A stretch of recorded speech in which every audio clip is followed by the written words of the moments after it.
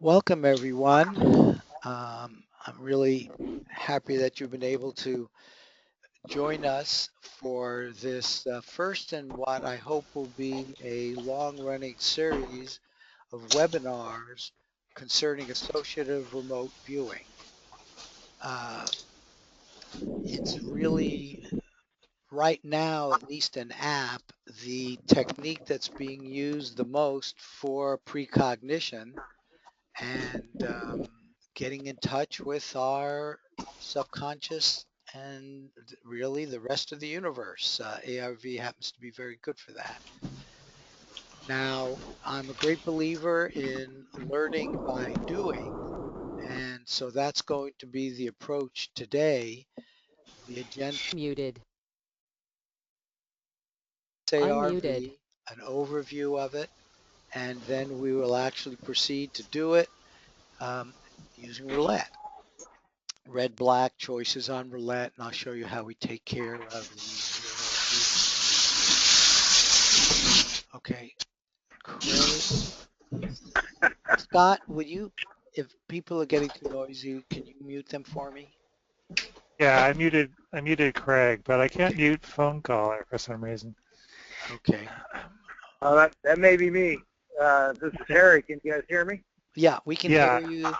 Okay, so just, I, just try to be I can silent. I can mute it on my end, I think. Okay, that'd be great. And then, of course, unmute if when you want to talk. Okay. Um, okay, here now, associative remote viewing. Um, I believe all of you are familiar with remote viewing, but some of you may never have done it. Is that true, or have all of you done remote viewing at some level? I think Not at a very advanced level. I'm a total beginner. okay, well that's just right. It turns out in ARV, as you'll begin to understand, the remote viewing part, um, which is obviously very significant, is a matter of opening yourself up to gathering information from your subconscious. Um, one picture, and it's a pretty good picture of how all of this works in terms of precognition, is that your subconscious is connected to something much deeper. I like to call it the universe of collective consciousness, which contains all conscious moments, past, present, future, of all sentient beings. Um, Others call it, contact with the higher self, inner being, deep self. It has different words, the Akashic record, but there's a place where this information resides. It's there. And the remote viewing session, you simply open yourself up and intend for your subconscious to provide the information that you want. So that's what we do in the remote viewing session, and you'll be doing that a little bit later. Now, in terms of when you ask your subconscious to get involved in precognition, you're really asking it to move. That's the term we'll use, move through space and time to a target that is in your future. And you are going to see that target with a feedback photo site, which is then going to take you to that physical site through your consciousness. Um, and then you will actually have the feedback target in front of you. So it's during the feedback session that you have the truth. And this is why, as you can see, I emphasize and always emphasize that there's a real meaning to the term that precognition begins during the feedback session. And to the extent you get that, you kind of get 90% of what ARV is all about. You do your remote viewing session where your intention is to describe and sketch your feedback target that you're going to see during your feedback session sometime in the future. And we're going to be doing this with this cue, which is also very simple. Describe and sketch your and this random number feedback target. And this is the target that you're going to be shown during your feedback session. Okay, so that's the primary thing that goes on between the viewer. The viewer is really in touch with him or herself during the feedback session. Now there is, because we want to make choices between different outcomes. That's what associative remote viewing is. And so there is an analysis judging session in between in time. So the remote viewing session happens first, there's an analysis judging session, and then you do your feedback session. Now this is where you actually make the prediction. And so we'll be going through all that. But this is more of an intellectual process. This is the most interesting process because you're getting in touch with your deeper subconscious self. Now,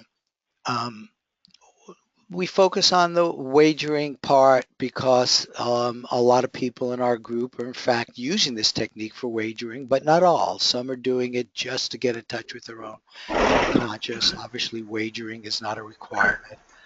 Also, ARV can be used for answering lots of other questions where you might not even be interested in wagering. Who's going to be the next president of the United States, or is Trump going to be the next president of the United States, for example? The point is, we're doing binary predictions here, mostly in in app, but not completely. There are some people who are doing more than 2 predictions. But what I'm going to focus on today, and once you understand this, it's pretty clear how to extend it to more than 2. So we refer to the 2 possible outcomes as sides. So for financials, the stock market, Forex, options, you're talking about financial where things might move up or down. And our approach here is to always use stop and limits. But up and down are the 2 sides. There's a lot of sports which are going on, and there are many different kind of sports wagers you can do. And I'm not going to get into the details of them, but you can do over under the total points in the game. You can do favorite or underdog of 2 teams. You can do the winner, team A or team B. Lots of different wagers which turn out, again, to be binary. You can do this politics example. Who's going to win? Will Trump win the next election in the U.S., for example?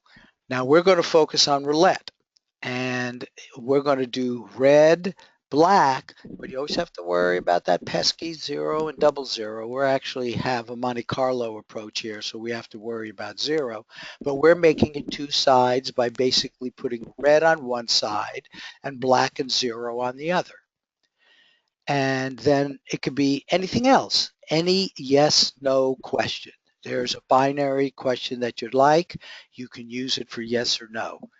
So that's the beauty of associative remote viewing. It's quite flexible, but it's not the same as the full-up remote viewing where you're trying to get super, super fine details, and you might do 20, 30-page sessions over many hours, even days, like they did in the military. Here, going specifically for one of 2 choices, as you'll see, we really generally, though some people still like to do long sessions, but most people will do shorter sessions, and we'll get into that now. Okay, so a remote viewing session starts really by setting your intention.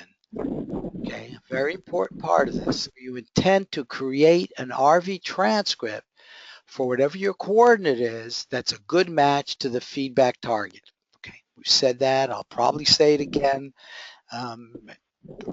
to sort of really get this deep in your gut. Your intellect and your subconscious want to both be tuned to this, of course. And I am a great believer, and you're going to do what's called a cool down session. A great believer to wait, to get yourself in a good space to do this, feel good about it. We'll get quiet before we start, and that's when you should do your sessions, when you're really in a good place. And again, there's always a cue like this one with a specific coordinate. The coordinate acts sort of like a phone number to get you to the appropriate feedback target. Now, feedback session, and we do full feedback sessions. The feedback session, when you know the true point, is very important. Here you intend to review your remote viewing transcript and improve it. Okay, here's the truth point.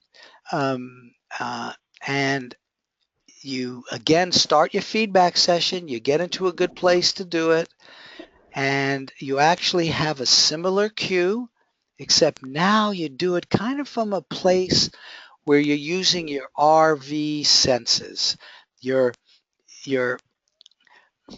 not into a intellectual place. So the intellect is there because you're remembering what happened before, and it's part of the process. But you also want to get into your deep remote viewing mode because this is when you share information with your remote viewing session. That model of sending information back, there's something to that. I happen to feel the information's around all the time, but what you are doing is entangling it. That's a nice quantum mechanical word. In the remote viewing session and the feedback session, they get entangled together. And it's during the remote viewing session when you do your description, and back here is when you have the opportunity to really learn, because now you've got the truth point and you've got the transcript in front of you. And over time, you get better and better at this because you pay attention to this entanglement. Okay, now, yes, we're going to be doing roulette, but I want you to know during the ARV process, that is irrelevant. What matters is that you know that your target is the feedback photo site. You only pay attention to that. All of the associations and all the rest of that are irrelevant. Your target is the feedback photo site that you're going to pay a lot of attention to during your feedback session, and you're going to be doing entanglement with your RV session through your subconscious. You think I'm overdoing it here? Maybe so, but at least you know how I kind of feel about the feedback target being the most important. And within ARV and the work you do, this is the key aspect of it. Okay, now let's talk about the associations. This is associative remote viewing. So again, truly the most important part for the viewers and from the viewer perspective is this connection. However, there is the judging phase. And we are going to do here what is called self-judging. So all of you will get to experience that, but sometimes they do bring in independent judges. But this is a separate session, and it is mostly intellectual, but those of us who have been in for a while know that there's some intuition involved as well. Now let me show you what these associations are all about, because this is where the actual prediction is made. So the kind of standard approach that goes back many, many years, Stephen Schwartz actually invented it.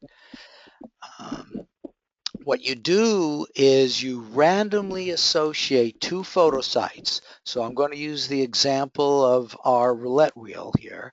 So you randomly associate two photosites, which are the targets that we're going to be using. A photosite is that picture which connects with the actual physical site of the photograph at the time the photo was taken. So it's like a transfer medium for your consciousness, okay? So the target is actually the physical site and the information which is, let's say, knowable from the picture, which can be validated from the picture, because that's what the judge uses. He only sees the picture and what can be easily inferred from the picture. But that includes sounds. Plenty of sites are clearly noisy, smells, tastes. All of your senses are active when you do remote viewing, and all of that can be picked up from photo sites. But now we choose two of those, and the judge has to do analysis and judging of the transcript versus the two photosites. So one of these photosites is going to be associated with red, the other will be associated with black. And guess what? The highest wagerable one, wagerable at this point, we'll talk more about later, but let's just say wagerable at this point means a pretty good fit. You know there was a psychic connection. It wasn't random. You didn't just get one color right or one shape right or something like that. You got a pretty good fit. And so it's the best fit, the highest wagerable judging that you did, the best match would then provide red or black. If the highest one is with the red photosite, you're going to predict red. The reason is during the feedback session, you always get whatever happened. The feedback session is the truth point of this association. So if when we do the roulette wheel and it comes up red, even if we predicted black, you're going to see the red photosite. The remote viewer knows that. The judge knows that. The universe knows that. It's the key part of ARV, that the truth point is what is always shown. So you will see red. And so that's why we expect the remote viewers to connect up with the correct truth point, because they're going to see what actually happens. So that's the standard approach. We've been using a different approach, which is really very similar, but let me call this the yes-no approach here. And it has to do with the winning entanglements protocol, um, which is, as you'll see, is really very similar. In this case, though, instead of the random association of two photosites with red or black, we now randomly associate the one coordinate. Okay, so now we have one coordinate we've been talking about with red or black. So for this example, let's just say the coordinate is associated with red. Now, the photosites now are two, just as before. So we have two photosites, but one of those photosites is associated with yes. This is going to be the winning side. This is why we call it winning entanglements. So red indeed would be associated with the photosite yes, we're calling it now the yes site. The photosite no is of course associated with red not being a winner. So there's just a slightly different approach to getting the randomness in it, and however you get to the same place, because the best match gives the prediction. If the best match is with the yes, then the prediction is red. If it's no, then you get a black prediction. Just like here, if the best match was here, the prediction was black. Okay, so in both cases you get that. Now what I want to do Oh, something got off here a little bit. Muted. Unmuted. I'm sorry. I have to go back and fix this. So bear with me. Believe it or not, right before I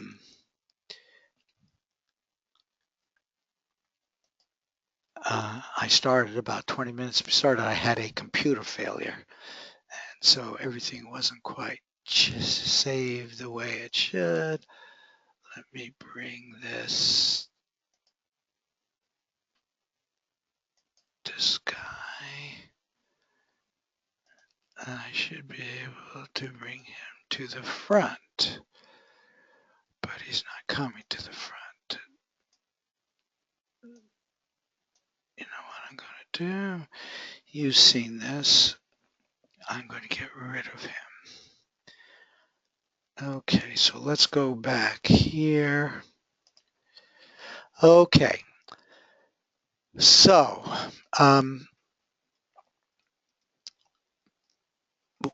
we understand this association kind of idea.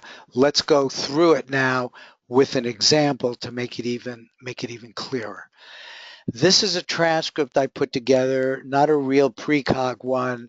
It was just a demo transcript for here. Okay, so we're now in our analysis judging mode, the AJ mode, and the judge comes in and he sees this transcript. Above here would be, and I'll have you do this later, your name. You'll also have a coordinate up here and the date. But the remote viewing part of the transcript, where the person was getting information from the subconscious, that's what this is intended to be. Now we've talked about the random associations, and I want to show you. I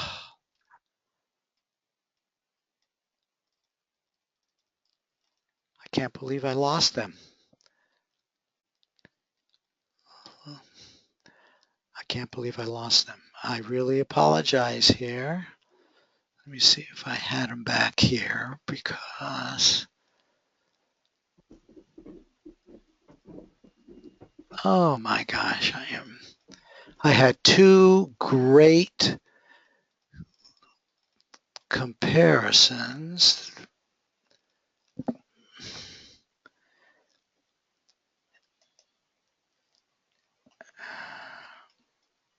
It looks like I got rid of those two pictures. Gosh, and I just didn't have time to go over all of this again. Okay, let me see. I'm going to have to explain it. I'm going to have to explain it to you, and you will understand it, but I really do have to apologize for this. One of the pictures was, I thought I was so clear. One of the pictures was of a building. So let's say this picture here is a building, okay? And in fact, that's what it was. The photo site associated with the back happened to be firefighters putting out a fire.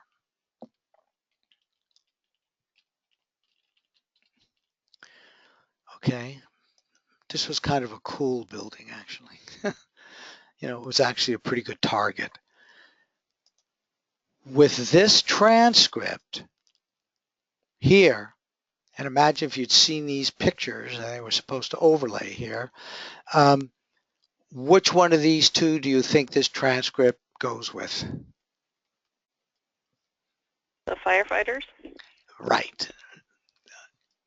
Right.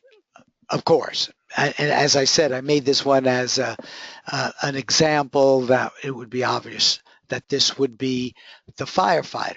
So in this case, using the standard technique, the judge would then clearly predict this is black. correct? And you understand that. And that's what a judge does. He gets to look at pictures. And we're going to be doing that shortly for real, but this was an example, but you're not getting to see the pictures. And the same thing on the other way. Say here, the idea was that the randomly associated coordinate might very well have been red. And that was done actually by the computer. The judge might not even know that. And in this case, using the same example, the person would say, okay, it doesn't agree with the first transcript, which would be the yes transcript. It's no, okay, therefore the prediction would be black again. So during the judging phase, that is when indeed you make a specific prediction based on how well the one transcript matches with the better of the two photo sites. Okay, so the prediction would be black in two approaches. It doesn't matter. We're going to use the yes-no approach with we. You feel comfortable enough, the next step is we're going to go ahead and do it, which will clarify some of these. But if there's any questions or anything now, I would say, feel free.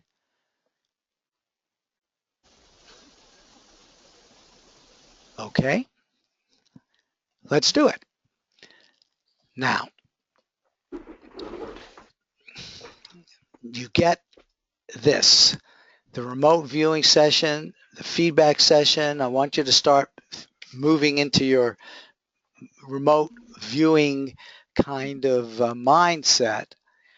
And what do you do? We talked a little bit about intention already. Your intention is going to be, and you should start setting it now, your intention is going to be to get a good match, as you describe in sketch, your 145, 163 feedback target. And your expectation, and this is a little bit different mindset here, but I want you to understand this. Intention is sort of looking forward. Expectation, in a way, is looking to the future. And of course, that's what you're doing in your precognition. So start getting a good feeling about your session. You're going to expect to get a new match. Even you newbies, first time you'd be doing this. In fact, we see an awful lot of beginner's luck with this. Just expect to do well. Your subconscious is really going to give you the information you need. Now, how do we start in a practical sense? We start via email. So this is an example of the email which I sent out to a webinar workshop group, and I'm hoping as you get in this, many of you are already in groups. The newbies here who are not in groups, I'm hoping you will join the groups and a group and do something very much like this. Now, some of the groups have different styles, but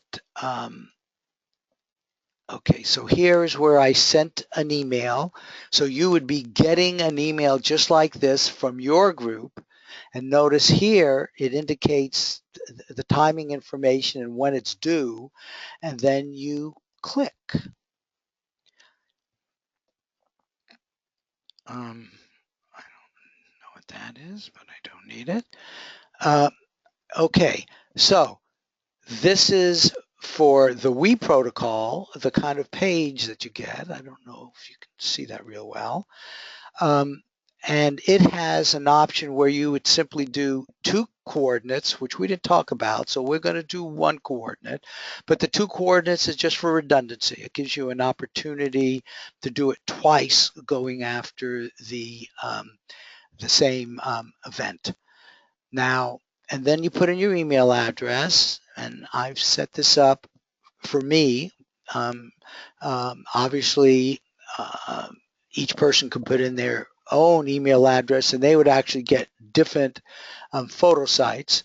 But then you can see how easy it is with the We protocol. You then just click here,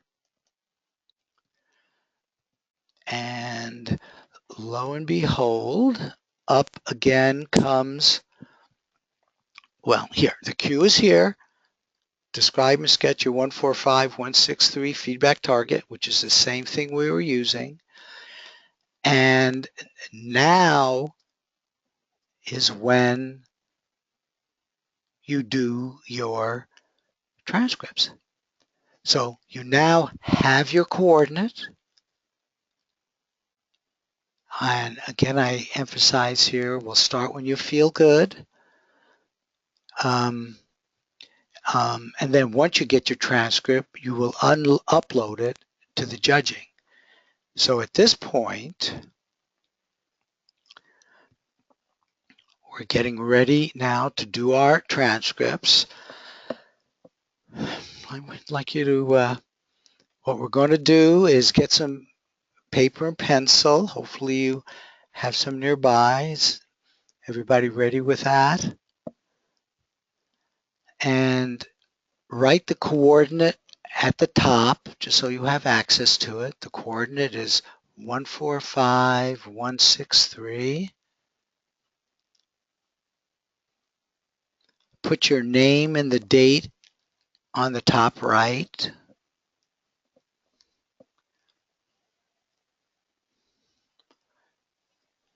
Now, we're going to be doing a 5-minute RV session, and I'll take you through the cool down. And for your newbies, again, you're going to just be listening to whatever comes. After I do the cool down, you're going to start your transcript, and you kind of know when to listen formally when I'll say 4, 3, 2, 1, describe. And then you'll have, you'll get the information that comes up early in the first 5 minutes is plenty of time. Now this cool down is very important. Joe McMonagle, probably the best public professional remote viewer out there, thinks of it as 75% of the discipline. And what he means by that is getting in touch with this. It's like a communication channel. You know, we're sort of quieting down now. We're getting into the here and now. And the communication is between this deeper part of yourself, the subconscious part of yourself. And it's getting in touch with that and being open to listening. That is what the cool down is all about. So I would like you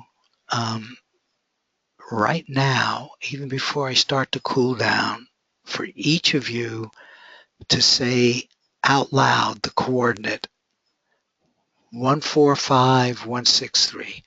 Say it out loud. It's vibrating in your being, and we're going to do that also at the feedback time.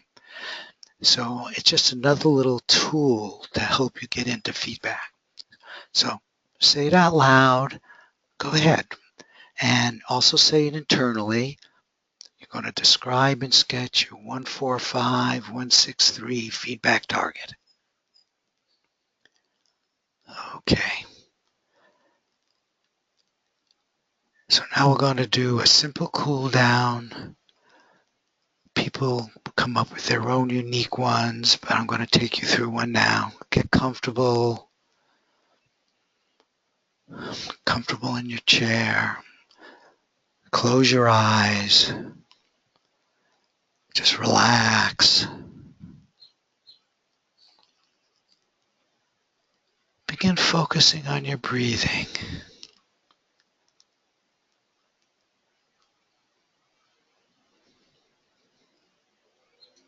That's right. Bring your attention to your breathing. In, out. Just let go of the outer world.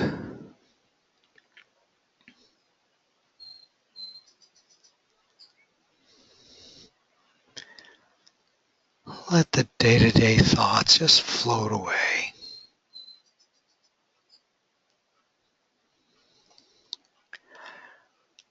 Relax.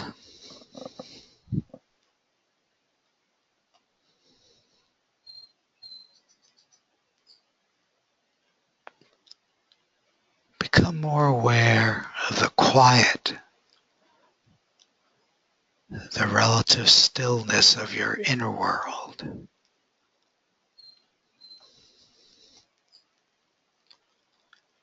Relax.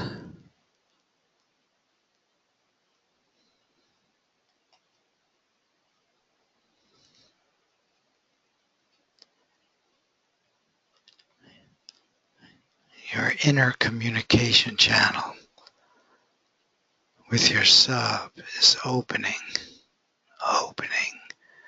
more and more.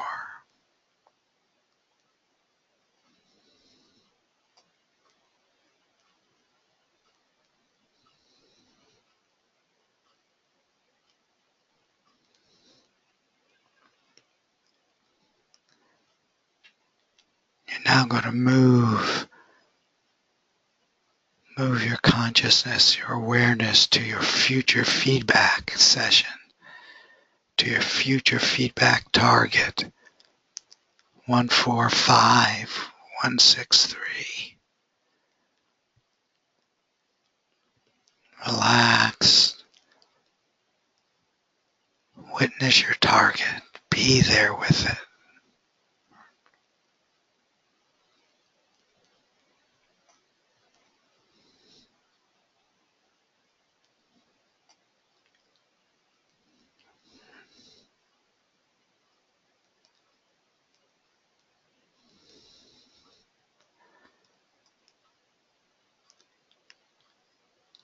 Four,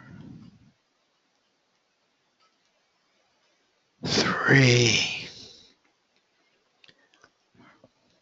relax. Be a witness to your target. 2,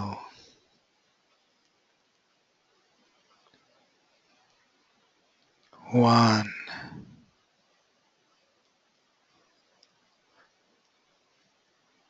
Describe.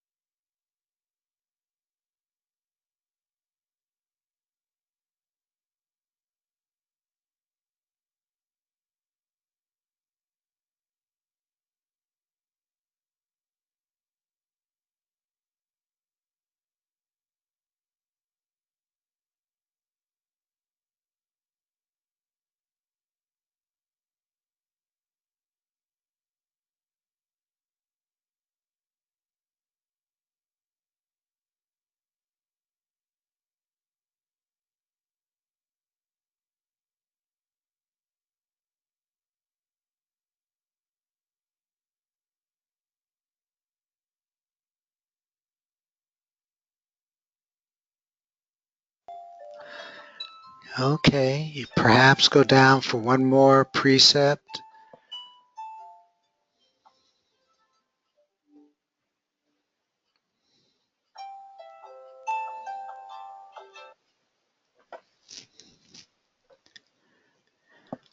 And then write end EOS for end of session at the bottom of your transcript. And that's the end of your RV session. Well done.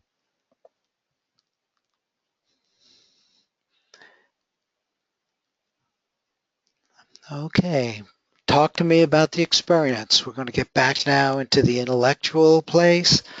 How did it feel?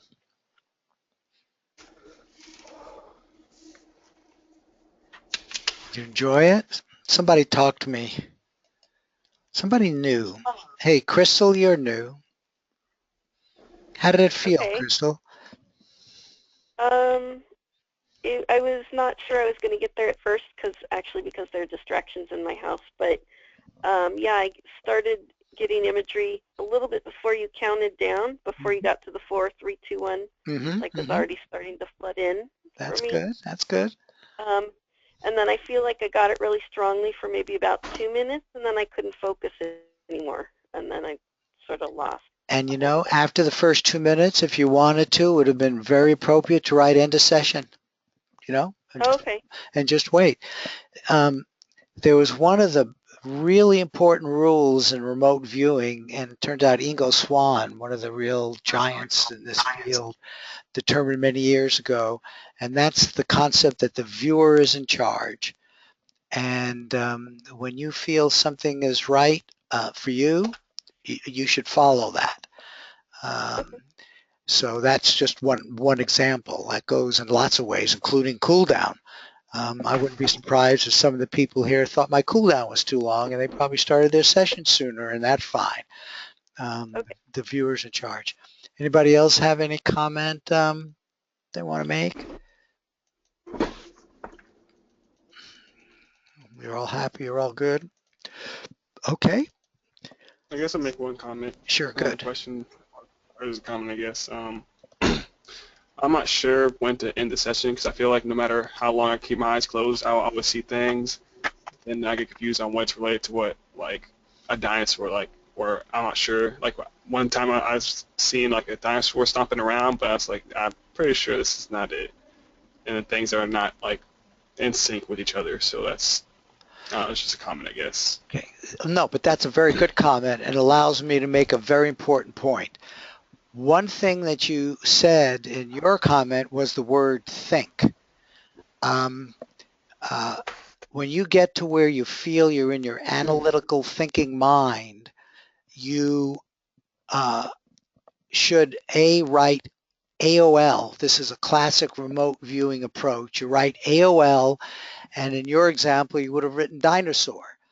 And I don't think it's real. I'm thinking about it, AOL. Sometimes you put your pencil down and take a little break, and then start up again. Other times, when you become aware of this, just writing it on the right side of the page, AOL, then kind of gets rid of it because that's your idea. One of the key things which you learn and which is so kind of wonderful about this work is to tell the difference between the information you're getting from your subconscious and the information you're getting from your analytical day-to-day kind of mind. So that was part of what you asked. The other part about when to end, good question. I don't have a really good answer for that. I think you need to trust yourself. Sometimes you start getting the same information over again. Sometimes you start getting this analytical stuff. You feel uncomfortable. Um, or you might set a timer and say, I'm just going to get what I get in the first 5 minutes. But some people like to practice their CRVing or TRVing, their other approach, and then they go for a long time. So everybody is a little bit different, and you're going to have to find your own answer for that. All right, thank you. Okay. Anybody else? I just wanted to chime in, Marty. Yeah. Can you hear me? Yep. My name is John. Hi, John. This is I'm really excited to be here. This is probably my sixth RV session, I think, and I've been kind of using a fairly intuitive but sort of based on what I'm trying to learn about controlled remote viewing, so it's kind of, you know, similar to that. But I'm just really curious to hear what everyone else, like to hear other people chime in and talk about what they were feeling. For me, I was getting definite impressions. I kind of got rolling a little before you finished your countdown. But I have no idea if it's accurate, obviously, but I just had really strong impressions of either wetness or airy, because my ideograms just John, kept suggesting. do me a favor. Let's not share that yet because we're about to go into the judging, and I don't want people to compare theirs to yours. But the fact that you got strong feelings and good stuff, that's terrific. And by the time we're through, you'll know how well you did, because we're going to take it all the way through, which is one of the beauties of ARV. I mean, it really is powerful to combine it with other remote viewing work that you're doing. You know, because here you get feedback right, you know, relatively quickly. Okay. I did have one other question. I got a little confused when you were talking about where or how we send this to you, or I'm going to show you that shortly. Okay, great. So you'll see that, yeah. Okay, so let's talk a little bit about judging, and then we'll do it. And I still haven't found a better way to tell you the big picture about judging better than this. So a lot of you have seen this, but if you come up with a better way of describing it, you go for it. The whole concept of judging can be summarized by telling you what it is not. And here we have kind of a skeptic who is asking our remote viewer what's inside this envelope. And the remote viewer says it's a charcoal drawing of a woodchuck eating a small orange. Rather specific, but okay, so that's what he got. The response is, nice try, you little fraud, but that's a long way from an ink drawing of a beaver eating a tangerine. You get the point? That was an excellent remote viewing ARV transcript. This is quite close. Don't expect it to be exactly on. Expect the things similar to the way the communication channel works. It's going through kind of your being to get up to the conscious level where it can interact with your normal five senses. You know, those of you that are visual, some of us aren't that visual. We tend to get words, but it's coming up through you and interacting with you as best it can. And it usually is not literal. As you know, you try not to name things. You try to get these impressions. So that's what AJing is not. So now let's go do it. So this was the last page we were on. We then went forward and each of you had a transcript. Now, if you had been home and you would have done this with your name, now would be the time to put up a transcript right here. So this is the answer to your question. You then click Browse, and I don't have a real transcript, but for various reasons, I've made a dummy transcript. Okay, so all you do, you have to get your transcript to your computer. And in this day and age, People have lots of ways of doing that. Most people seem today to be taking a photograph with their smartphone, and then they just simply send it to their own computer. Some people do the whole process on their smartphone. You can get to this web page and do it all on your smartphone. But one way or another, you get it to your computer so that you can, in fact, upload it to our server, our computer. So that's what I did there. Okay, so you now understand that step. And then you click submit. Now you need to know, as soon as you click submit, you are in the judging phase. So you do this when you're ready to judge, because what comes up, I'm now clicking submit. What comes up is the first picture, your first choice.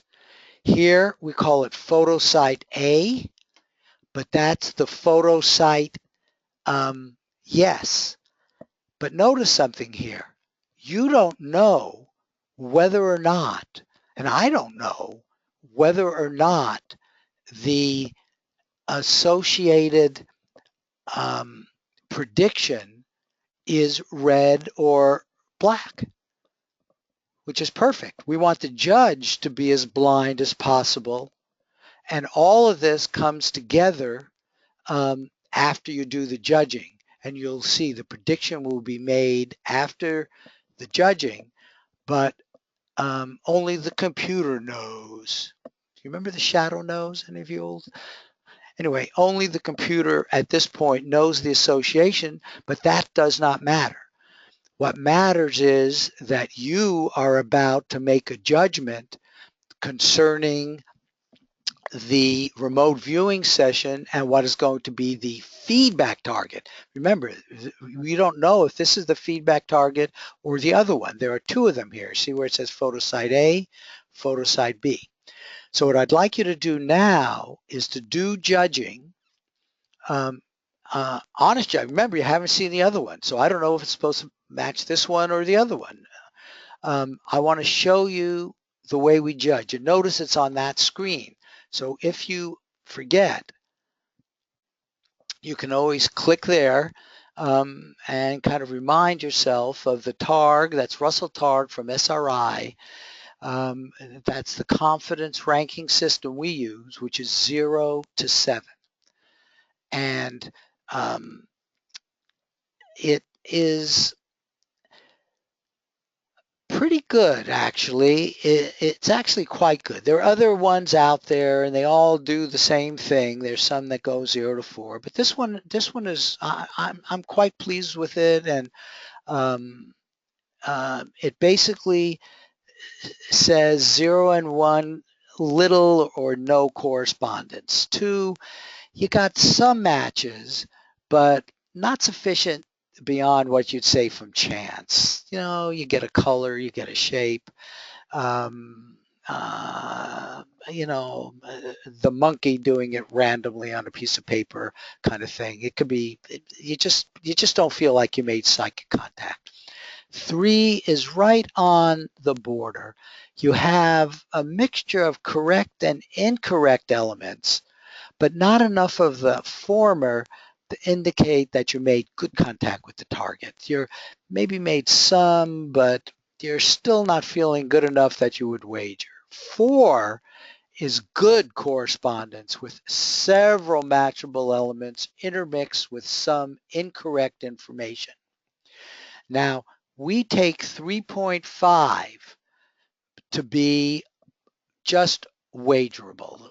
You know, you use kind of the feeling, I'd be willing to wager a few bucks on this, that sort of thing. So 3.5 for us says that you think you made psychic contact, and yes, based on this, it's a good enough match that you'd say, okay, it's just wagerable. 4 is stronger than that. 4, you're saying, I feel pretty comfortable. 5, you're saying you feel very comfortable because now you use words like unambiguous, unique, matchable.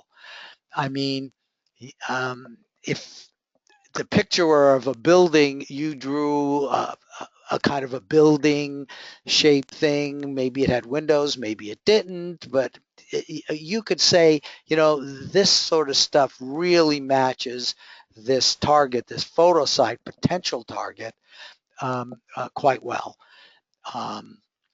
So that's a 5. So 5s are really good. 6 gets into this analytical overlay where you start naming things. Indeed, you say, hey, AOL dinosaur, and by God, the picture is of dinosaur bones at the local museum.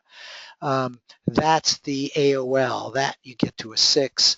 And you still might be missing some information, but you're doing really good. You're naming it, maybe naming its function, and then 7 is sort of spot on.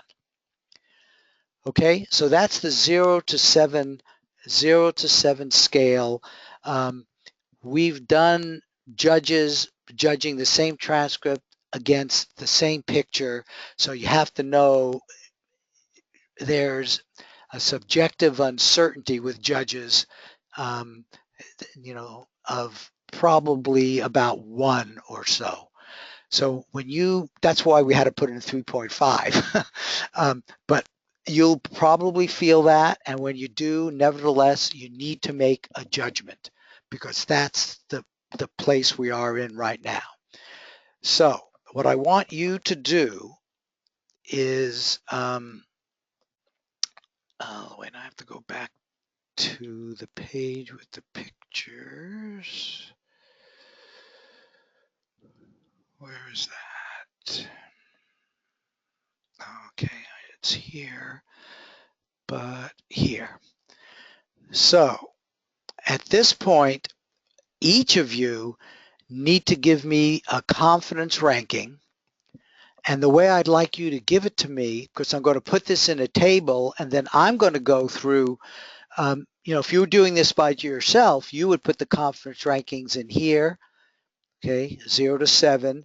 And then next we're going to look at this other photo site, and you would put it in there, you put comments in, and you would be done. What we're going to do is make a group prediction. So based on what each of you do, we'll all look at it, we'll make a group prediction and put it in, and that'll become an official app prediction that goes into the stats. And based on that prediction, I'm actually going to do wagering. Okay, so the way I would like you to do that, now maybe, you know what, I can do this, which might make it a little easier for your newbies. Wait, hold on, let me do this. Marty, can Yeah. I add that some people would consider that there's a lot of water in that photo.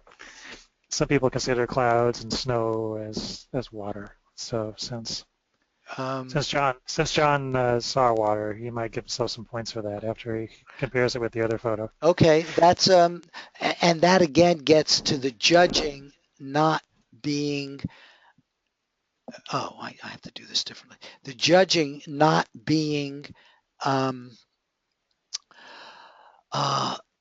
so literal. And I agree. As a judge, if I see snow and the person put water, I give some credit for that. It's not enough, to make it a 3 or a 4 by itself, or even, 2 or 3, but it's part of the judging process, and you do indeed give it some credit. Okay, so I think I can do this way, and then I'm just going to want you to put it in the text box to me. Do you see the chat box? There's a way to send it to me, and then I will put all of them in an Excel sheet. But what I'm trying to do here is to get this on the screen at the same time as this.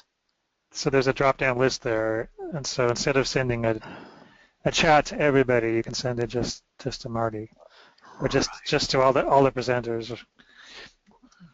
Yeah. Okay. And there's that, so you can have that to look at. Okay. So is that clear? So at this point, you're in a judging mode, and I'd like you to give me in the chat box. Okay.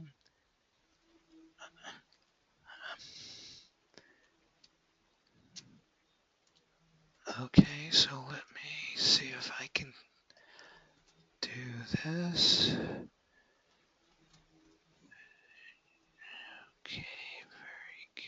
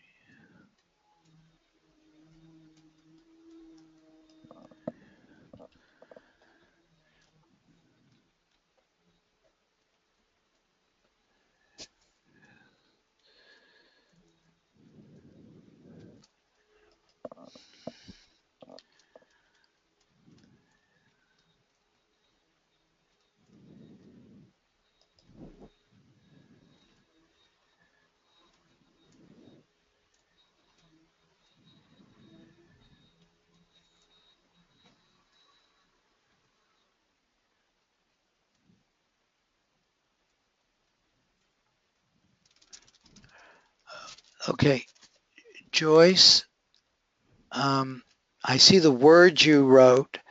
Based on those words, that would probably convert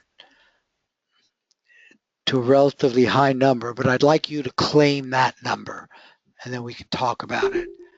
Okay, so do put in a number for that. Okay. Marty, Okay. Wait 1 second. Wes, what did you mean by for B? Wes, you wrote a CR with a number for B. I mean, this is photo site A. I'm missing something here, or is it a typo, or what? Okay, I'll wait for you to answer me. So that's Wes. I'm going. Marty, Okay. Yep. you got me totally confused on everything right now because I did the target. I haven't got it submitted. I don't know what we're doing. Do you have your transcript in front of you? My transcript. Did you write? Did you do a remote viewing transcript? Yeah, I did. I did the target, and I've got it scanned, but I don't know what to do with it now. No. Usually, okay. You remember when I uploaded mine, the dummy one? Usually you would upload that for yourself. What we're doing here is we're now just judging it. So Well, take your. apparently I don't know what I'm doing because I never got it uploaded. No, you weren't supposed to. So you're doing Okay. it. When you do it by yourself, you would upload it, and then it becomes part of the record. Here, because we're in a group, I uploaded a dummy one so that everybody could judge this particular set of photo sites. Okay? Okay. So you So really are together. When you're on your own, you would do it slightly differently. You would upload it, and then you would see your targets and you would do the judging. So the only thing you didn't do is the upload part. So right now, judge your transcript against this picture, okay? And where do you want me to put that at? I want you In to the write it in the chat? chat box. Usually you would put it in right here with this drop-down menu. But Okay. because we're doing this in a group, you're going to send it to me in the chat box, and that's what people are doing, and I'm putting it in an Excel spreadsheet. Okay, I think I understand now. Thank you. Yeah. Marty, this is Julie. Hi, Julie. So I tried twice, did it wrong, and I put for Julie in the chat box with a 2 and pushed send, and it didn't send. But I'm giving myself it. No, Julie, I've got it. Whoa, okay, thank you. It only went to the organizer. So I'm putting them in the spreadsheet now. Thank you. So just you have to bear with me a little bit here because there are a lot of names, and so I have to find the right place to put it. And then there's Julie. Yep, I'll put yours in now. and you'll all be able to check them. Okay. Okay. So let me see, there's still more. Okay, DJ.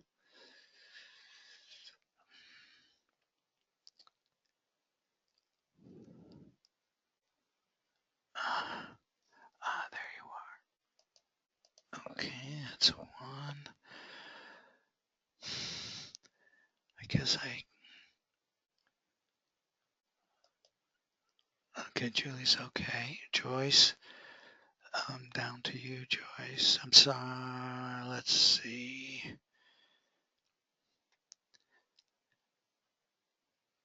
This is kind of cool. This is the most people we've ever had do this at one time. So this part is taking a little bit longer, but, and then Teresa.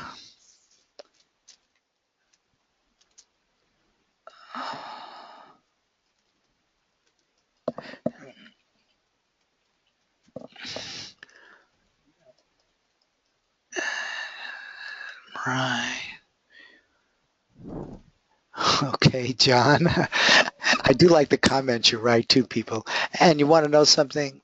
As part of judging, you'll see there's actually a place to put comments because judges have an awful lot to learn during this process as well, both about themselves, how their own inner being works, and judging. And judges get better with time. So judging is actually a very important part of the process.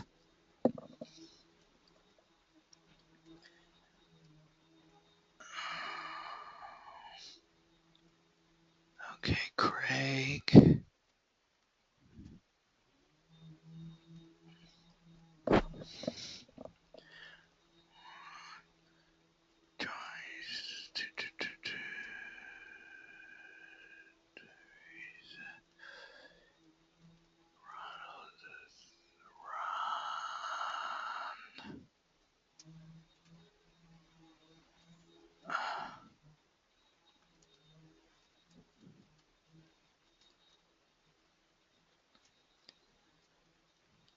Okay, Ron, why am I having trouble finding you? Wait, oh, there you are. Sorry.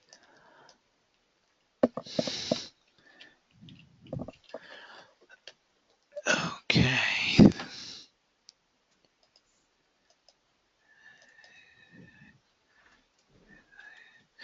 Well, and someone made a comment that they'd almost like to change it after seeing the second one, and indeed you can do that.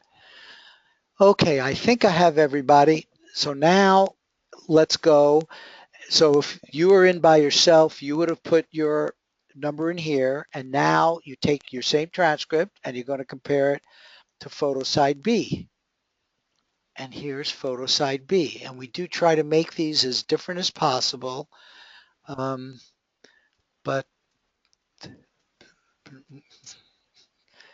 are a lot of complaints from, there we go. Okay, so now do the same thing and judge it against this.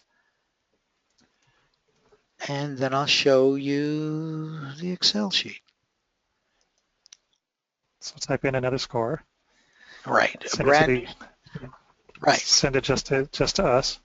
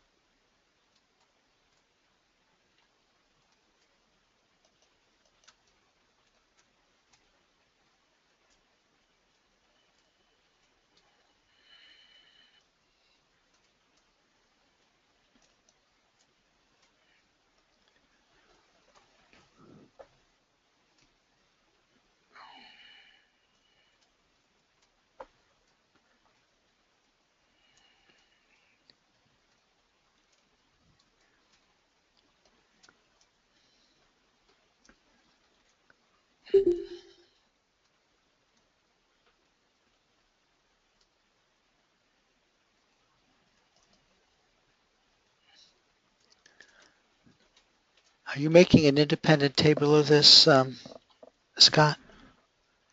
No, Okay. I'm not getting most of them. They're mostly coming to you. Okay. We got to come up with a better way of doing this. This is taking too long.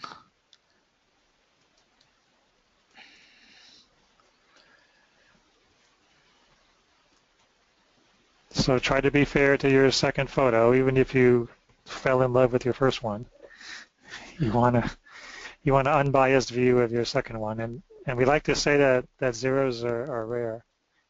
There's usually some kind of match between your transcript and both photos.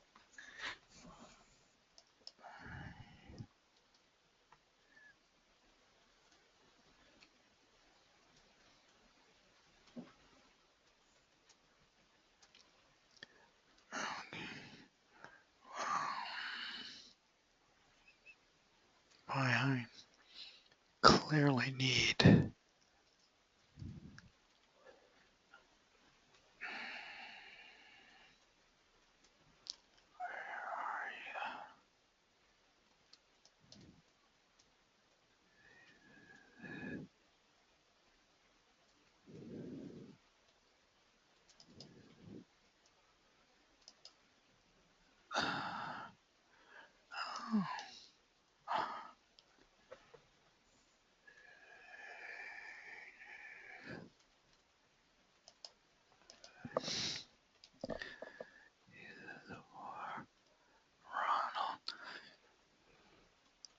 Yeah, why don't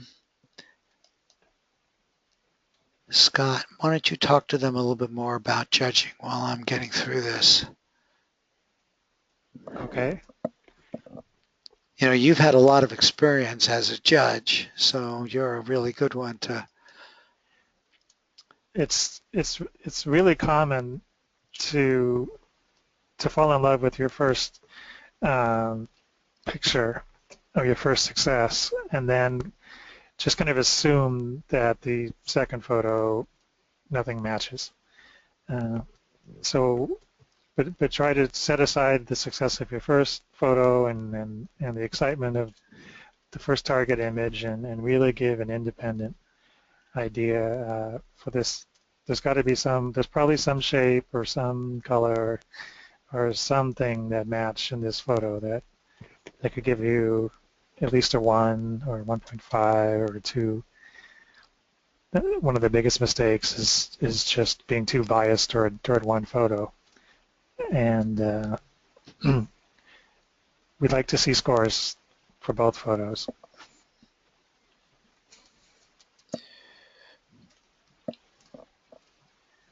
And we go by colors and shapes and gestalts. And it's hard to verify sounds and smells, but sometimes you can assume that it's going to be cold in the snow, or it's going to be humid by the water. Or if it's a sporting event, it's going to be noisy. Right. I once had bees, and someone wrote buzz, which I thought was pretty. Yeah, that's great. This one was difficult, Scott, because of the I picked up the angles of thin sort of beams and stuff, and so I had some trouble. But there's some other thing that other characteristics that I had to go by in this because it was the same. There was a similar structural presentation in both pictures. Yeah, well, they both get points for that. Yeah. And it's so interesting because, at first blush, I don't think you can quarrel with those as being quite different. And yes, viewers often pick up what's the same for some reason or another. So yeah, there's no visible water in this case, like in the other one, but maybe there's water inside those smokestacks. Well, yeah, but that wouldn't count since it's not verifiable or easily inferable. Yeah. Okay, let me see. This is John. Are we going to continue to discuss what everyone, like people's feedback? Yes.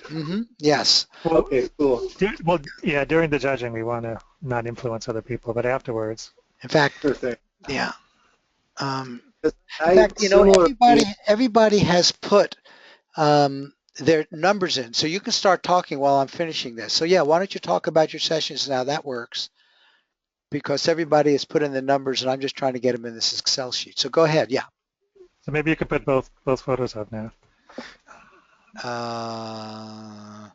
Yeah. I think I can Well, do that. Yeah. well, this is John again. If yeah, my session, I had 5 pages, and I tend to use a lot of words, like I'm really verbal, and my ideogram, I kept writing the target down because there's a little bit of distraction. I kept trying to, tune in. But I had right from the get-go, I had soft, pliable, tender. Again, I don't know if this is right, but this is what I was picking up. This is why I leaned towards A. Tender, mushy, white, balmy, clear, wet, smooth. Then I was drawing these almost like cloud shapes over and over again. I could go on, but it seemed to be a theme. And then I got to the point where I was like, this is like water. I said viscous. So I don't know. Again, it's and then I had these snake-like, or not snake-like, but sinewy, long, undulating, and I feel like that could relate to the chords that you see wherever this guy is in A. I don't know. That's kind of why I was leaning towards it. It just felt more correct to me. Yeah, So, those all seem like good matches. What score did you give for the second photo? Because it has smooth in it, obviously. And yeah, the second one I gave a 2.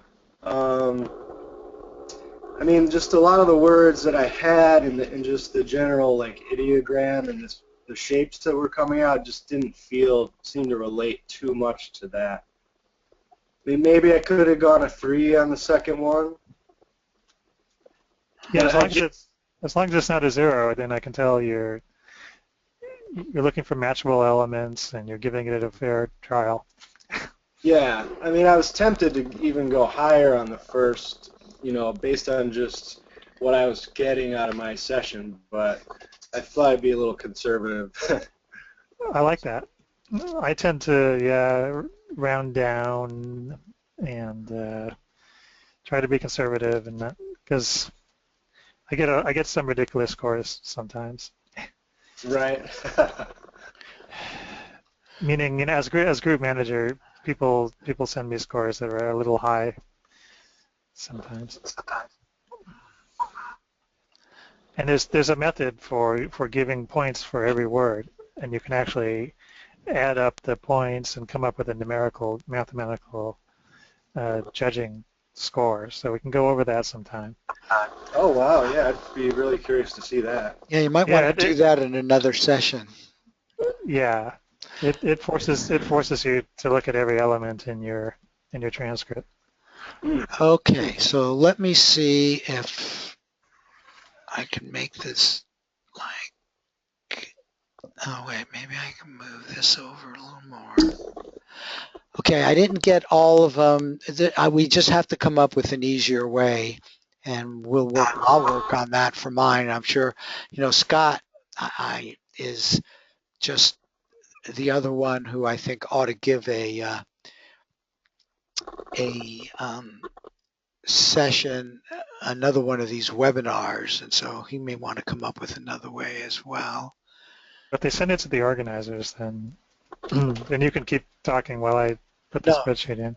No, I've got it here. Here it is. I know, but next time. Oh yeah, maybe. Yeah, maybe that would be the way to do it, and then I would keep talking. And I missed some here. Joyce, you did B. What is your number here? Yeah, the reason why is because when I saw the other picture, I actually have both. I named these things as AOLs. I see. So I actually said a person and a structure and one of my AOLs, and a different AOL I put smokestacks, Ah, so, and I'm using words like splotchy, and you can see splotchy in both elements and blue and, horizontals.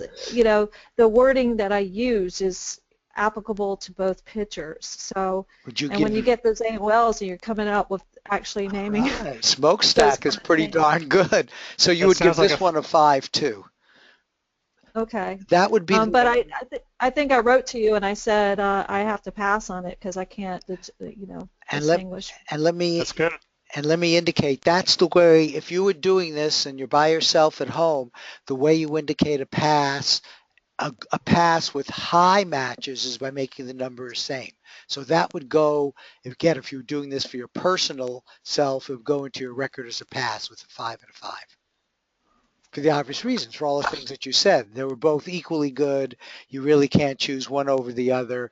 Therefore, I'm making the numbers the same.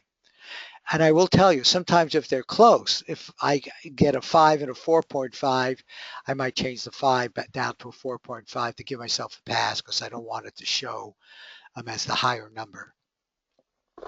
Because, again, the uncertainty in judging.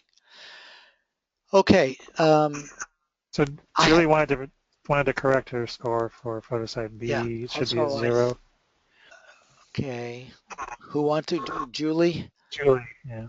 Wanted which one to be 0? Second, the photosite B. Okay. And I don't think I did DJ's right. I was again doing this too fast and I saw a DR. DJ, are you here? I don't have two for you. Hi, yes. I just texted you, Marty, so I've got 2.5 for the second one, and 1 is correct for the first one. Okay. Thank you. And then why doesn't everybody check their own numbers and make sure they're right? And then I'm going to do something which is the simplest but not necessarily the most accurate way of doing this. And then I'm just going to do a sum or an average. I think it's AVE. Marty, I don't see my name on there. Am I on there? Jenny, sure, you are right here. I put you in Oh, as okay, okay. Jen, right? And 5 and 3? Okay. Yeah. Yeah, yeah. Okay. I think it's yeah. Well, it's a little small. It's all right. I'll zoom her up. I think it's AVG. Ah, I also don't see my numbers in there. okay, that's error. John's numbers. Yeah. Okay, let's do those. Okay, John. I think I had trouble finding John. Oh, there you are. Okay, what are your two numbers, John? I think I have to go with a 5 and a 2. Okay.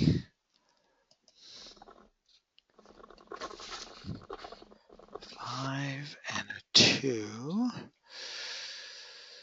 Okay.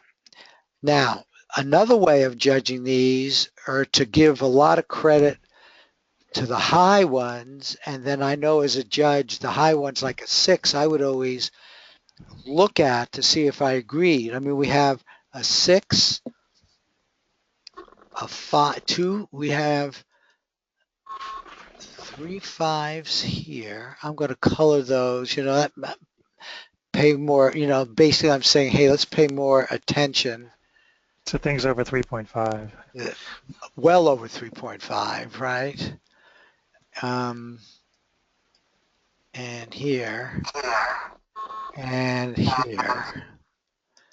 So, and a 4, well, I'll mark a 4, but, I'm 5. And I think these people, in fact, why doesn't Emil or Emil, how do you pronounce your name? Are you here? He He doesn't have audio. He doesn't have audio. Oh, He doesn't okay. have mic. Why don't you say a little bit in the chat box? You get direct comparison.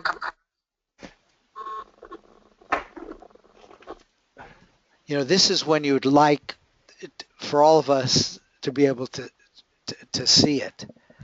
And sometimes we do webinars where the viewers each do them beforehand and upload their transcripts so everybody can look at them.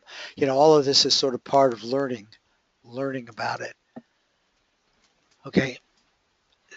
So he doesn't have anything. I don't see anything in my. No. Okay. Okay. How about the fives? How about you, Jen? You got a 5. Why don't you tell us, you know, what motivated you to do that? What was unambiguous and unique?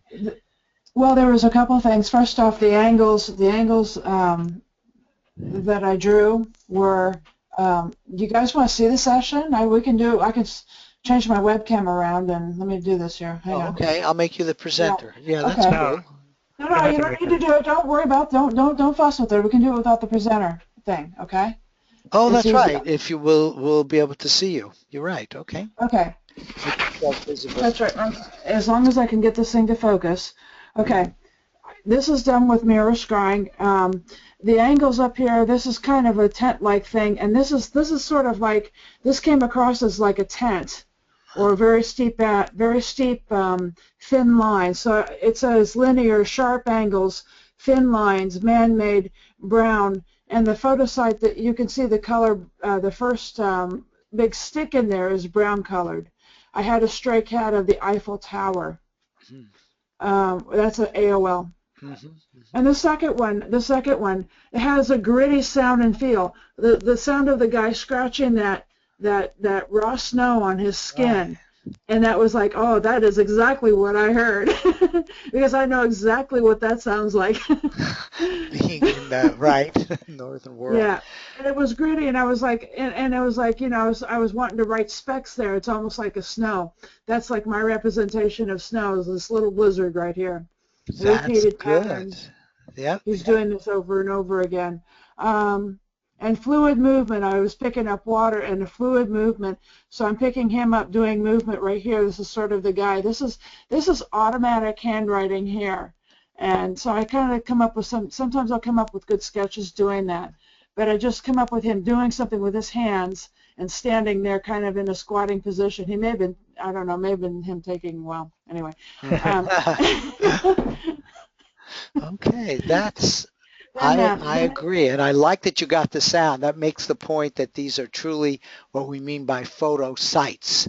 Then I went to this is called psychometry, and it's similar to CRV.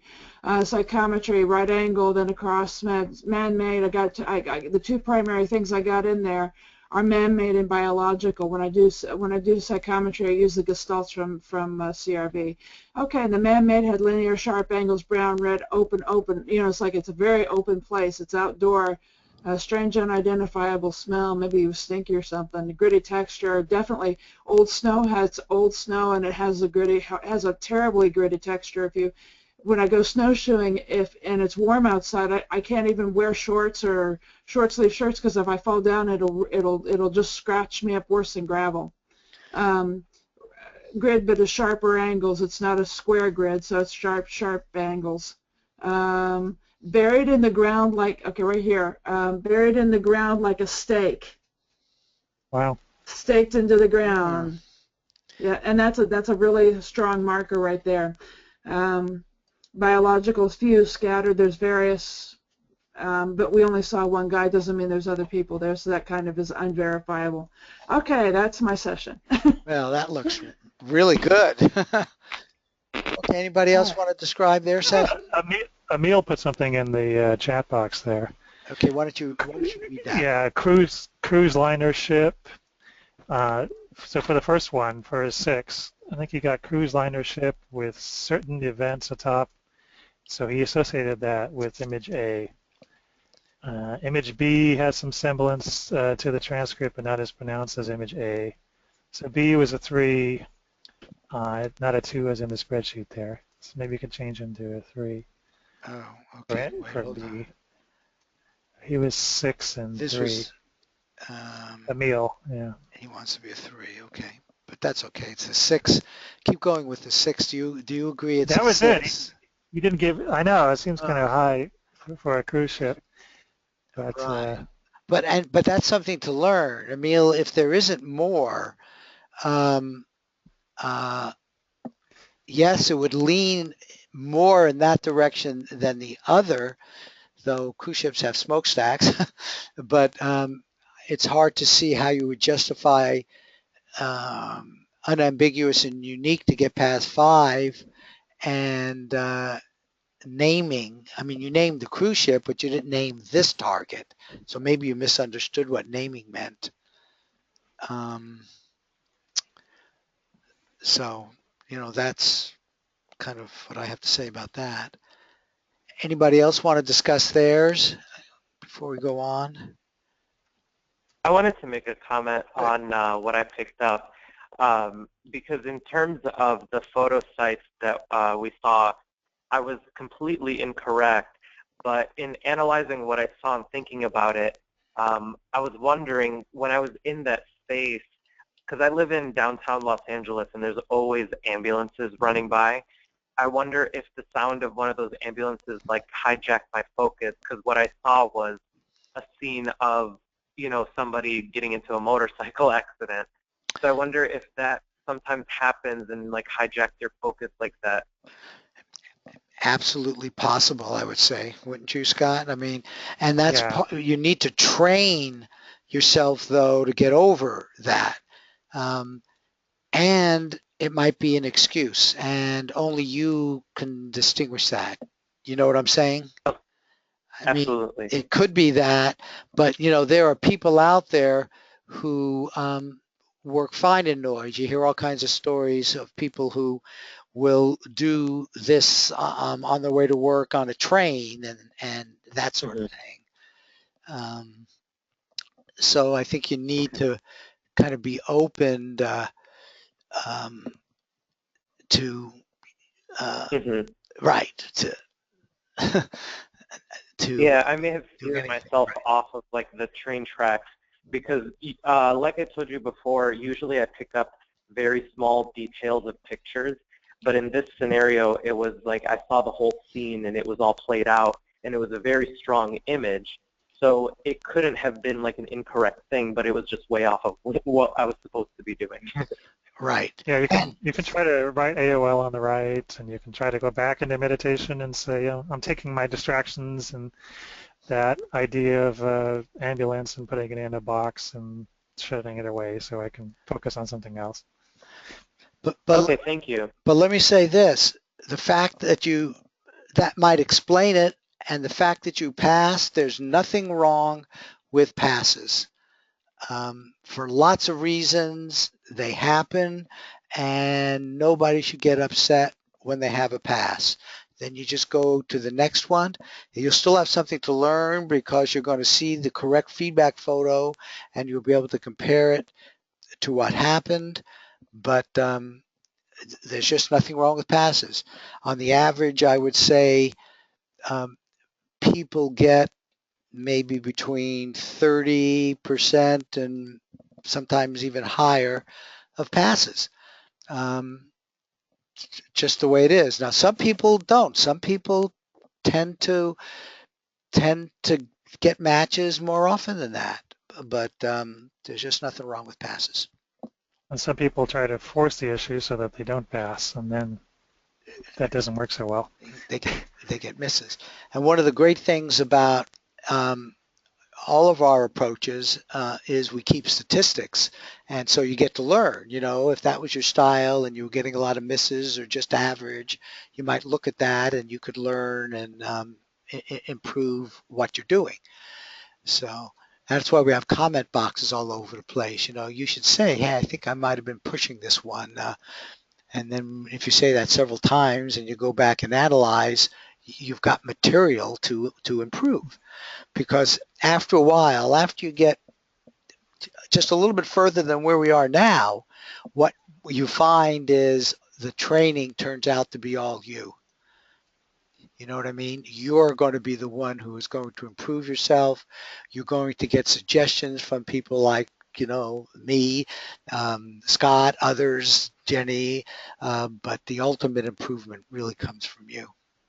And there's a web page that keeps track of your history, and it's nice to see that, okay, out of the last 10 transcripts, I got six hits and 2 passes and 2 misses, and so I have a hit rate now. I have a hit rate. I would be careful with that though, because like what happened with me over the past, it was about a week ago, is that I got things mixed up, and I was getting kind of upset about my percentages. And the minute that you start getting attached to your percentages and how well you're doing, then it's really going to start screwing you up. And I kind of find that out the hard way. So, you have to really kind of detach yourself from the results when you're looking at when you're looking at that chart and looking at, what you've done. It's a learning experience, and I gotta, I'm one that has to keep that in mind because I tend to be I tend to be a little bit critical. Correct. Jenny, let me tell you that is definitely part of the training. And I want you to know it goes both ways. People who are looking and they do very well versus people who are looking and are not doing as well as they'd like or doing poorly. This concept of remaining detached is just beautiful because that's how you have to be. You do keep learning, and you take a positive perspective that I'm learning, I'm going to get better. What matters is how I'm doing this from the long term. I'm building up, you do all of the positive stuff, and you need to remain detached. And in fact, that detachment step is a very important one of the process. And I think it's kind of a rather important feature of ARV. Because in ARV, it's not like RV where sometimes you might stretch things a little bit to say you got a good match. Here you get a hit or a miss. There isn't anything in between. It's a hit or a miss or a pass. And the detachment, what you said was right on, and it's an important part of the self-learning that does go on. Yeah, and this is good for your CRV too, because because of the possibility of waffling in CRV. With this here, there is no waffling. You either get it or you don't, or you pass on it. You pass on it. So that going from a CRV session where you can take your time, and then from that to like I've got to get on target now, and I've got to hit, and I'm going to get a hit or miss. Just having that different psychology, I think, is very good for your CRV if you're involved in doing a more depth remote viewing. This is an excellent cross training. Okay, so let's go forward now and make a group judgment. Teresa dropped out, but she said she saw a Marshmallow Man. Marshmallow Man. Okay, that's terrific. Yeah, and I had a different email for her than our girl. Okay. No, that was me. That was me who saw the Man. Okay. You came up as Teresa. Marshmallow Man is terrific. Okay, but let's go forward. Are you guys together? You guys together, or? No, I put that to everyone in the chat. Maybe it didn't go to you guys. I don't know. It says it's from Teresa. Well, no, she replied to my comment. Oh, I get it. For posterity's sake, I had an AOL of Stay Puft Marshmallow Man. Well, that's and that's terrific, and you wrote that down. Okay, so let's go forward now. As a group judge looking at this one turns out, I think, to be pretty easy. There are many more high numbers here. The average is higher, and I actually would often not even average in anything below 3.5. All of those are essentially passes, so why average those in if there's not a 3.5 on either side? So in this case, I think you would agree that as a judge, we should go with A, but let's see what numbers we'd put in. I would definitely put in higher than 3.25. I mean, look, we got 3 5s, 5 and a 6 there. There's a 3.5. I mean, this looks like it ought to go in. What do you think, Scott? A 5? Maybe a 4.5? Yeah, if you average the ones over 3.5, including the 3.5, then 20, 25, 30, 36, 40 divided by 7 doesn't seem right. Seems too high. Yeah, no, but let's go with a 5. It could be a 5 or 4.5, but just looking at this looks like it's a 5. And this one, since there are only 2 of them, again, if you use the concept of only averaging above a 3.5, you'd still get a high number, but, oh no, we shouldn't count either of these 5s. Right. So there's really only a 4, and then all these 3s, but it doesn't make sense to make that a 4. So I would say maybe make this a 3. I mean, I wouldn't wager on it. 3.5 is wagerable, but I'd make it a 2.5 or a 3. But let's make it a 3. It's clear we're going with photosite A. Right. Okay. If those two numbers were too close together, we would pass. That's right. So let's call this group prediction, ARV, webinar. We had a lot of viewers. 1, 2, 3, 4, 5, 6, 7, 8, 9, 10, 11, 12, 13, 14, 15. No, 14 it looks like. 14 viewers. And this becomes part of the record as well. Okay, so now, again, if you were an individual, you would be doing the same thing with your transcript and the 2 photo sites you got because you uploaded your transcript, though you still have it in front of you. The reason for uploading it, it's part of the record. Plus we have independent judges, plus sometimes with your approval, we like to publish these things, etc. The group manager is going to look over your transcript just to see that everything looks right with the score. That's right. Typically, all of this is done within the context of a group or several people, and he might independently look over your scores. Okay, so we did it. Oh, very interesting. Here is where, for the first time, based on what the computer chose, you've got your prediction. And the prediction is black with photosite A, which is indeed what we had, was the high one. So there we are. You know, Scott, you and I are both looking for, there's usually actually more detail here, but this is really all we need. I think. Could you zoom in a little bit? Oh, okay, yeah. So again, usually we treat this as personal predictions, and the nominal prediction is 3.5 or greater for just you, and the largest one above that unless they're the same, which is what we said. So in this case, we went with photosite A. The computer had made that black. So the next step is to do it. So let's wager, and I'm going to show you how we do that basically from scratch. So I'm with bookmaker.eu, which is where I do sports wagering, but they also have a casino, an online casino. Oh, let's see, I may not be in here. Wait, first let me log in.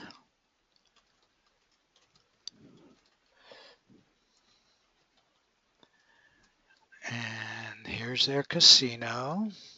And you can see you can wager on virtually everything. In fact, it wouldn't surprise me, I haven't looked, but it wouldn't surprise me if that Trump question if they also take on things like that. So you actually can wager on political stuff. And then I think it's table games. Yep, table games. And here's single zero roulette.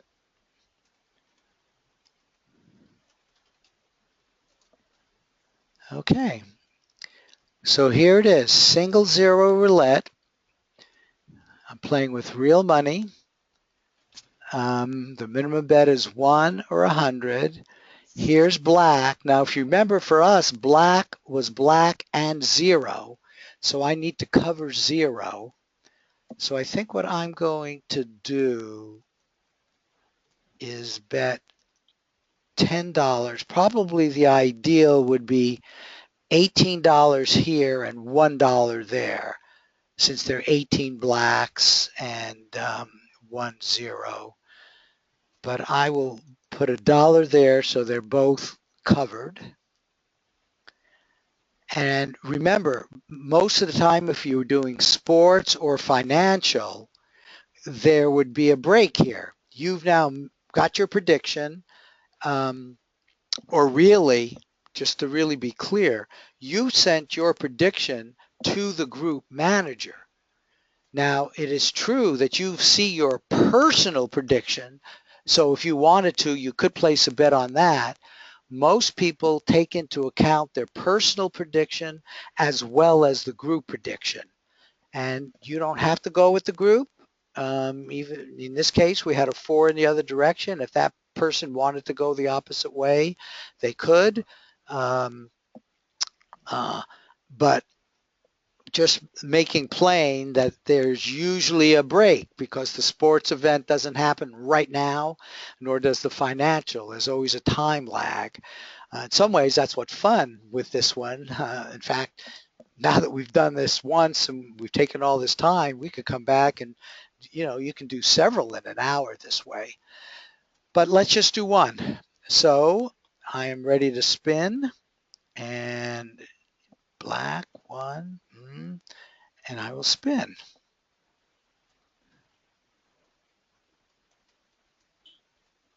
Ho-ho! Okay, I thank you all. Wait a minute. I see. Oh, okay, so that was black. You have Did to you look win? up. You have to look up on the middle of the board there between 7 and 9. Well, here, also this thing. How do you I tell? moved How it. do you tell The what it was on? I moved it. This It thing was on 8. here was on 8, right there. So it was black. And look at the upper left. Do you see the wheel? The wheel. Oh, you didn't hear. Oh, you didn't hear what I heard, did you? No. Oh, It also tracks it on the right-hand side. In the upper right, you'll see a black 8. Right there. Under exit game, yeah. Yeah. So in 3 places, yeah, on the wheel, on the board, and then And upper this right. was on the 8, and then I moved my mouse and it moved it over.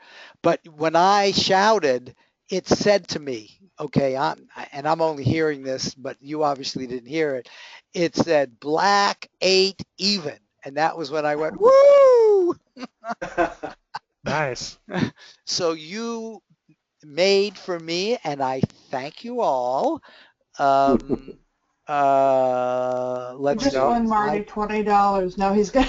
Well, right, and notice it put it all there, but minus the 1. Anyway, you made, you made $10 for me, I guess, or $9 maybe profit. Anyway, that was very nice. It worked just as it was supposed to. We got a hit, and now the group manager would send back, and I'm going to do that for you. So I want you to see the whole process from the perspective of personal, as well as group managers, so we can do feedback here too. So we're going to do feedback for just one photo, the winning photo. Right, that's all that matters. But wait, I'm now trying to get myself back to So whether you chose black or not, it's a good learning experience. Right. And then it emphasizes why we do predictions as a group, because they're a little bit more, they're often more accurate than individual predictions. Okay, now what you're now seeing is I am wearing my hat as a group manager. So notice usually after we made the prediction, I would go in here, and this is the way the we works for the group managers. And we are webinar workshop. And notice it has the information, and if there were more than one of us, the group manager would see what each of the people did, and it would see like the 5 and the 3. Now these other numbers have to do with the fact that we permit you to do 2 transcripts if you want to. But the prediction here was, see where it says black? Side 1. Again, the computer chose this, but there's another technique which we won't go into, which was Lauer, but it chose black based on these numbers. But I would now send out to all the members of the group. Now, normally there would be 5 to 10, say, people who submitted, and all their names would be here. And then they would all get an email. So you put in side 1. The line or prediction doesn't matter. You know, I might put in here red, black prediction, but it already said that, so I might even leave it blank. And here, I could leave this blank, but I would say predicted black, because now I know that. And here, of course, people can't go out and wager on their own in roulette no matter how you do it. But okay, so that's it. So we now, when we got to the point where the prediction was side 1 and black, we go in here and I click that. And now I would go, and everybody would get an email. In fact, those of you who are in some of these groups, like I know you are, Jen, you've now seen what the group manager does. And actually, as time goes on and you all begin feeling more comfortable with this, I hope you become group managers. So Jen had to leave, but everybody, even people who got a personal miss, it's important for you to go through the feedback process, honestly. Correct. And then you may find that there's more correspondence than you thought between the winning photo and your transcript. And you really want to emphasize those things and maybe even put check marks over the things you got right. Right. Step 2.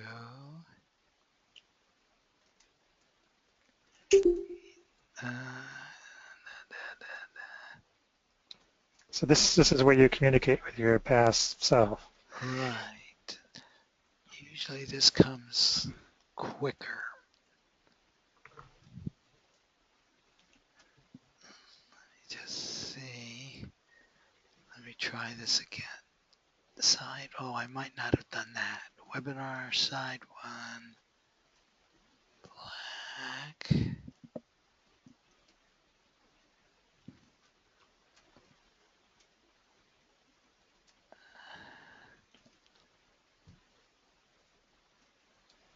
Sports. Well, huh.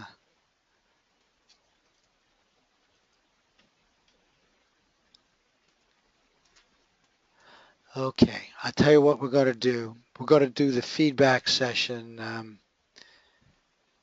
differently because for some reason I am not getting it here, but we definitely want to do the feedback session. So let's go back to where I can get those 2 pictures. Just one of them. Well, the correct picture, right.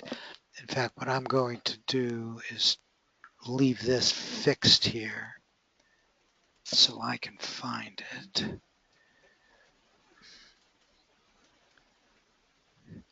In fact, it's probably, I can get it from here, photo site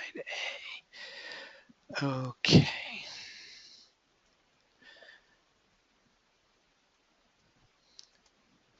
Okay, so now you will have in your personal email, which we can't do now because this is a webinar, you will have your email and it will have a link on it, which will then you click on, and then what you will see is something like that. Okay, so you're seeing the feedback picture now, correct? Yeah, so it's after the game, so we know who the winner was. So we know which picture. There's only one winning picture now. So that's the feedback.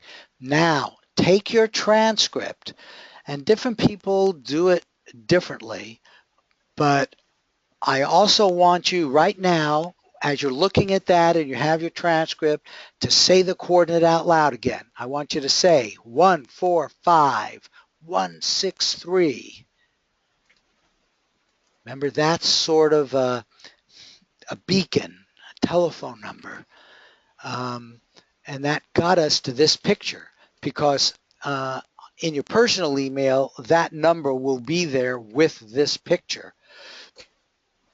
And that's just a technique I use. If it doesn't feel right to you, you use another technique. But at this point, on your transcript, circle or mark in some fashion all the stuff which really matched and feel really good about it. And you're communicating that, and this is your intention now. You're communicating now that you're describing again this feedback target.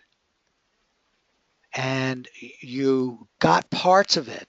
Also, and I do this right on my first transcript, some people do it on another sheet of paper. I would, using my RV senses, just say, I wish I had gotten something. You know, if you didn't get cold, God, I wish I had felt a little cold sensation. I wish I was able to get just a little more than you got. In other words, an opportunity here for telling your sub, I wouldn't mind if we learned and next time we could do a little better. It also keeps you focused on the picture. You really want to stay focused on this picture. You want to get the details of this picture because that is part of the communication process. But when I say details, not the name, it's the shapes. Notice Jenny sort of got the shapes. Snowman, how wonderful. No, it was Marshmallow Man. Now why would somebody subconscious do that? And yet, isn't that beautiful? Got the color, got the man, and wrote it down. And you might even do something like that right now, trying to come up with something, again, not naming it directly, but something you think your subconscious might do, and something you would like your subconscious to do in the future with this kind of picture. And it's a real full up, I want to say probably the most important session. I mean, that was what I wanted to say, and I said it. But, others think the remote viewing session is the most important. And you want to know what? What's most important is the entanglement between them. It's the entanglement, the connections you make between this feedback session and the RV session that is the key to ARV. You might use a different color pen, and you might do a cool down. If you want to be really serious about it, you could do another cool down meditation right before your feedback session, because you're going into a trance and you're remote influencing your past self to see all these elements in the photo. And you could use a different colored pen and put check marks or circle the elements you got right in your transcript. And even if you missed, then this is still, and you want to exercise this muscle of sending information back to your past self. And you want to find some elements that match between this feedback photo and your transcript. And the missing is really significant how you handle that, in my opinion. The best I know is to always treat it as a learning process. When you get a hit, it's a learning process too. But when you get a miss, there are even bigger opportunities to learn because you'll look back at your protocol and did you really do it right? Did you feel right at the cool down time? Often, but not always, you might actually come up with something that says, you know what, I think maybe I really could have done something a little better. Sometimes it's just an oh shit, hey, we all miss sometimes, which is fine and accurate. um, but usually there's something to learn. And there's a text box, which is your personal text box, where you put what you feel and what was going on now that you're seeing the right answer. Um, and I recommend again somewhere on either your original transcript or another sheet of paper you write end of session because it's a real session and it releases your mind to go on with the rest of your day because you're done. There's a submit button there and it becomes part of the server. Some people will take a separate sheet of paper and kind of redraw the target or trace it or do something and then mark it clearly at the top that it's part of your feedback and not part of your session, not part of your original session. Mm-hmm. That would be another way to send all this info kinesthetically through your body. What does it feel like to draw this photo? And I do and some people would make a clay sculpture of this using Play-Doh, because then you'd be sending information back to your hands, to your past self. What's the main shape of this central figure and this target here? You know, what does it feel like? What does it feel like to make the shape of this human being here? Scott has a very good webinar out there where he shows people using Play-Doh.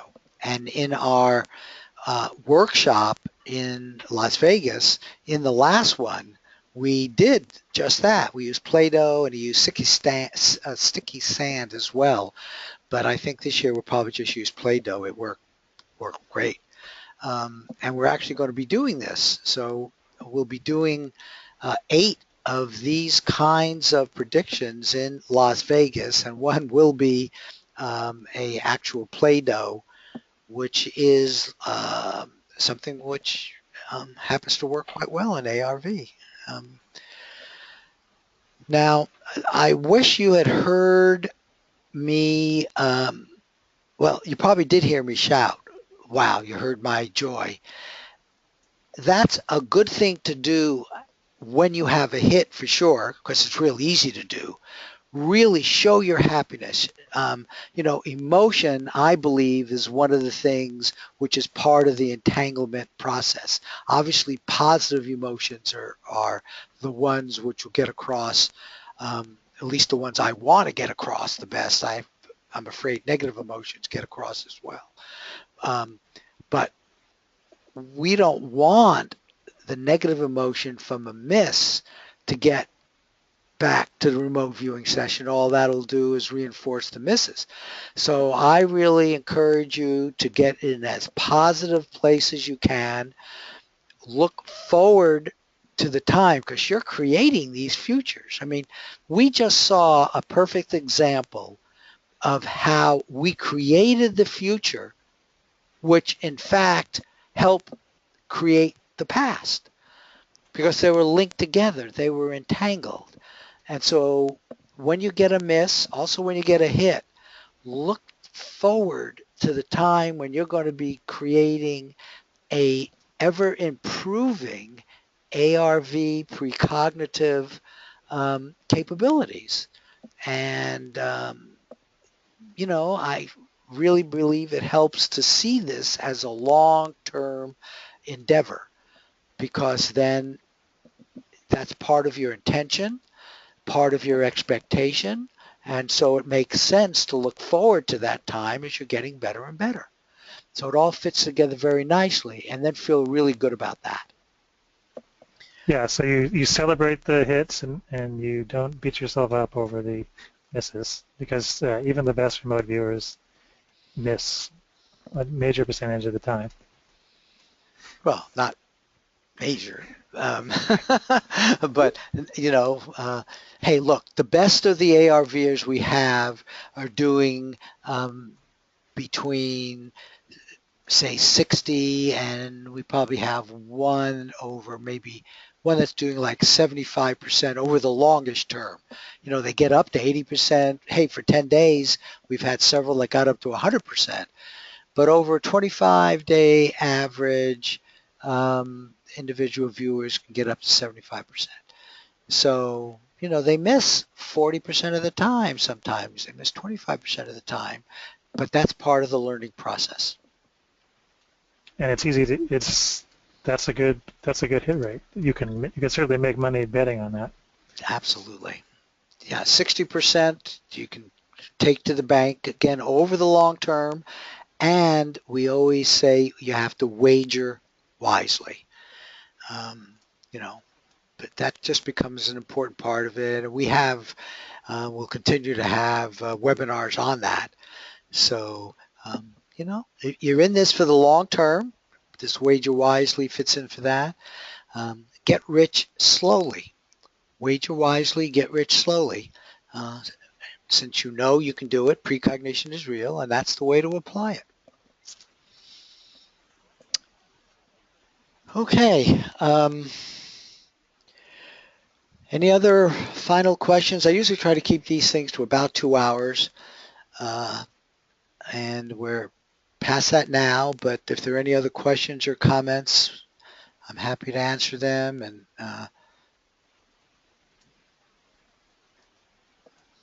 no? Okay. So maybe we will end it here. Thank you all for coming, and just keep precogging along, and we'll stay in touch. Thanks, Marty. Thank you. Awesome. Thank you, Marty. Okay, you're all very welcome. Thanks, Marty. Thanks, Marty. That was great.